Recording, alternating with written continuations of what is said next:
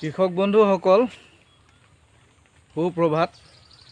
ৰদালি কৃষি ফাৰ্মলৈ আপোনালোকক স্বাগতম জনাইছোঁ। আজি লখিমপুৰ কেবিকেৰ উদ্যোগত সুদূৰ যোৰহাট এগ্ৰিকালচাৰ ইউনিভাৰ্চিটিৰ কৃষি ষ্টুডেণ্ট এক্সপ'জাৰ ভিজিটত মোৰ ফাৰ্মলৈ আহি আছে। গতিকে তেওঁলোকে আহি ইয়াত কেনেধৰণৰ অনুভৱ কৰিব তেওঁলোকৰ মনোভাৱ জানিবলৈ চেষ্টা কৰিম আৰু আপোনালোককো ভিজিটৰ সকলক যৎপৰো নাস্তি দেখাবলৈ চেষ্টা কৰিম। এনেধৰণে ফাৰ্মলৈ মাজে মাজে ভিজিটৰবিলাক আহি থাকে, কিন্তু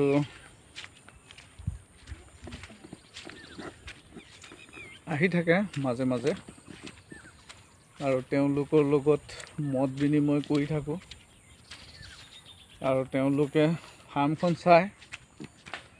ফাৰ্মখন ধুনীয়াকৈ বনাই ৰাখিছোঁ এক্সপ'জাৰ ভিজিটত, যাতে মানুহবিলাক আহিব পাৰে, আহি কেইবাবিধৰ বস্তু চাব পাৰে। বিভিন্ন ভেৰাইটিৰ বগৰী, মধুৰি, নেমু আৰু কেটফিছৰ কালচাৰবিলাক চাব পাৰে। এইবিলাক গঢ়ি তোলোতে মোৰ যথেষ্ট খৰচ হৈছে আৰু যথেষ্ট কষ্টও হৈছে। চাবলৈ আহি মনোৰঞ্জনৰ লগতে যাতে তেওঁলোকে কিছু কথা জানিব পাৰে, আৰু ইয়াতে খোৱা বোৱাৰ ব্যৱস্থা আছে। টাইম আহি আছে, আমাৰ পানী নাই, পুখুৰীটোত পানী নোহোৱাৰ কাৰণে প্ৰব্লেমটো বেছি। এটা প্ৰগ্ৰেছিভ ফাৰ্মাৰ বুলি ক'বলৈ গ'লে তেওঁ বহুত ভাল পৰিশ্ৰম কৰে।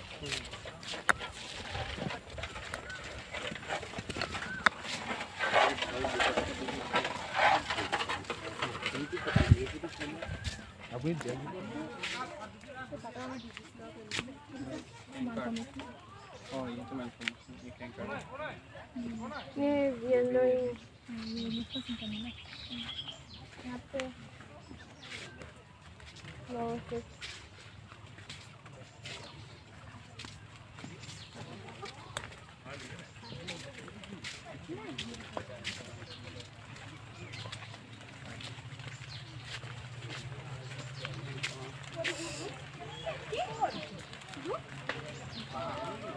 জোক ওলাই নেকি? জোকটো ওলোৱা ছিজন হৈছে, ওলাব দুই এটা। নমস্কাৰ, আপোনালোক সকলোকে স্বাগতম জনাইছোঁ।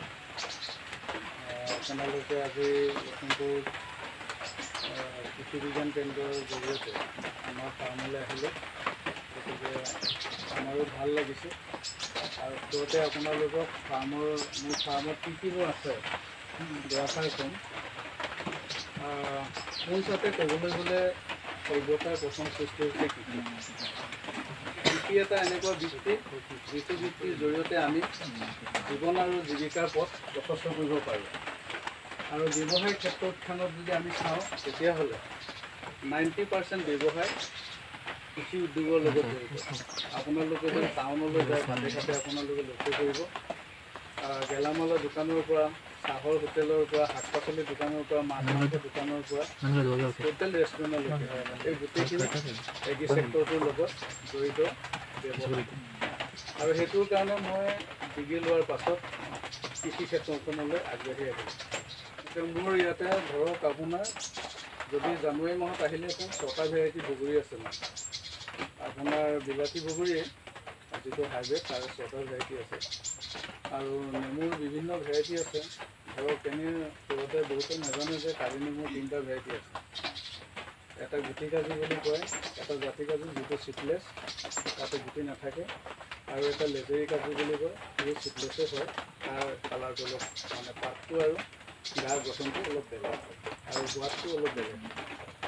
তাৰপিছতে আমি থলুৱা মধুৰি চবে খাই থাকোঁ, কিন্তু থলুৱা মধুৰিবিলাকৰ জাতবিলাক আমি নাজানো।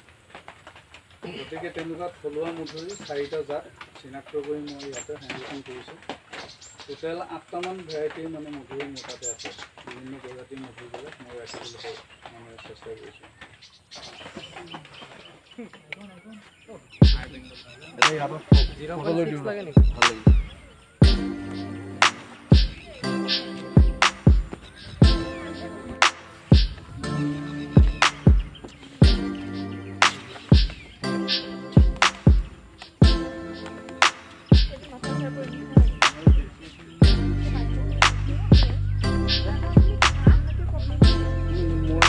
গ্ৰেজুৱেট হয়, এডুকেশ্যন মোৰ মেজৰ আছে।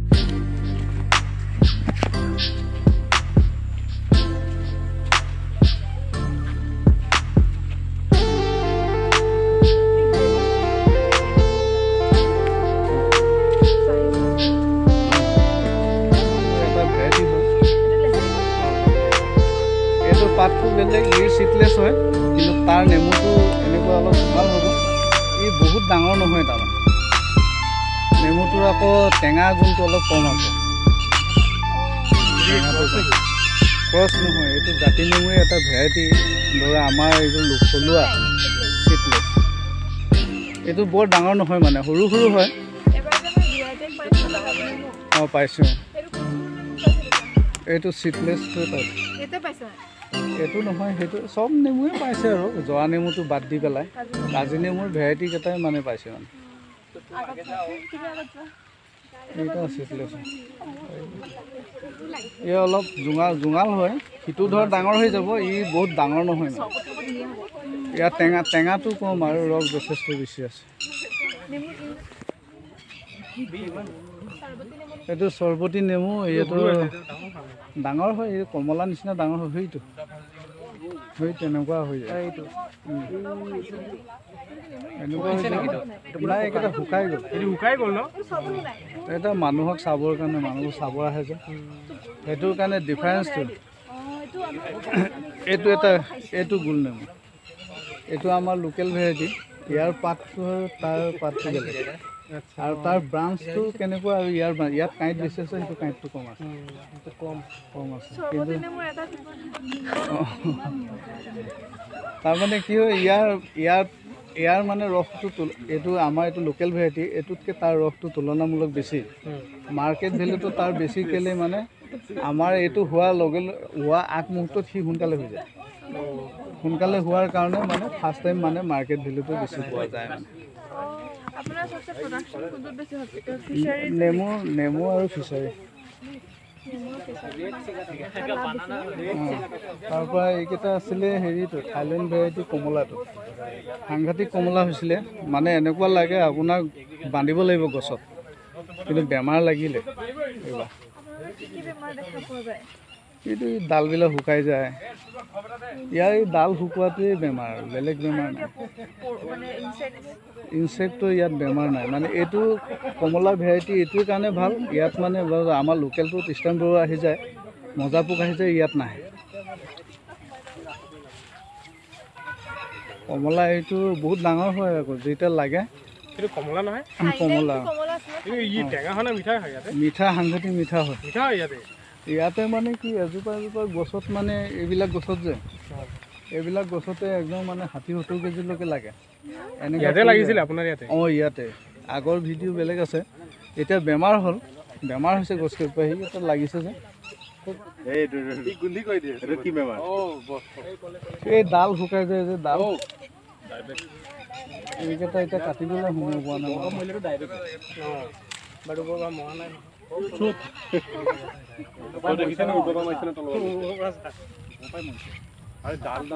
কিন্তু বহুত মিঠা হয়, খাবলৈ মিঠা হয়।